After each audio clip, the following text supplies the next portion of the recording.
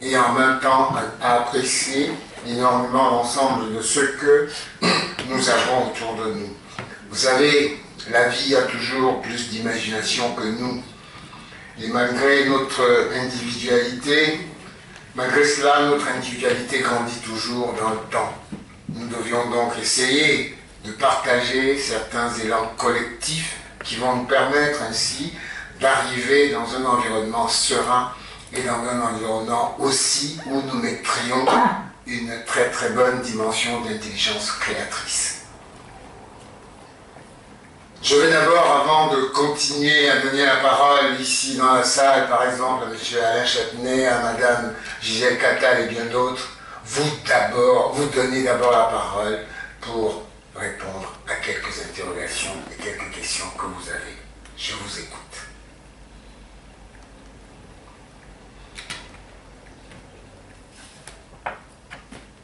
Vous n'allez pas me dire que cette première partie vous a laissé tellement rêveur que vous ne trouviez plus vos mots. Qu'à cela ne tienne, vous en aurez encore davantage avant peut-être de regrouper vos questions. Dans cette mesure-là, je vais donc demander à M. Alain Châtenay de venir, si lui-même, nous apporter une contribution intellectuelle d'avance encore. Merci. Bonjour à toutes et à tous, merci monsieur le co-directeur, madame la princesse, et Emmanuel, un peu mon coach de cœur, donc voilà. Donc en fait je vais vous donner certaines informations qui révèlent en fait la réalité de votre quotidien. On parle beaucoup d'environnement, mais en fait si on regarde bien, regardez ce qui s'est passé hier soir, on est vite perturbé sur les choses qui changent un peu trop vite, trop rapidement.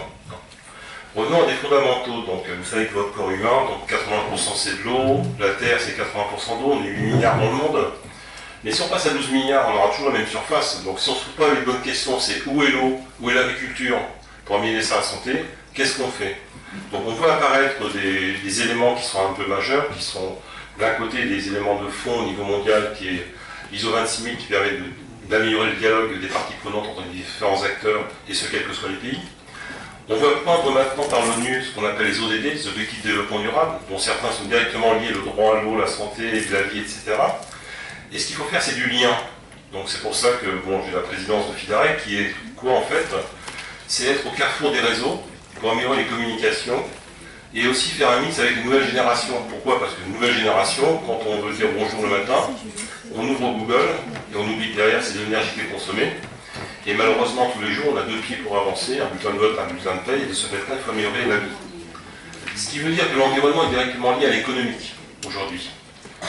Si on entend parler aujourd'hui des grandes métropoles, il faut savoir quand même que les métropoles au niveau du monde, c'est plus de 50% de la population mondiale. C'est